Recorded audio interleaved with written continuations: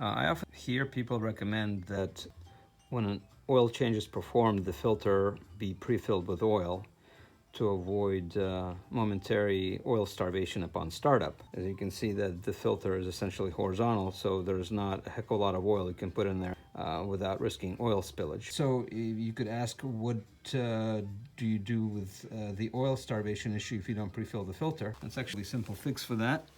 Once you put the filter on, before you start the motorcycle, you flip the switch, the start switch, to off, and crank it for a few revolutions.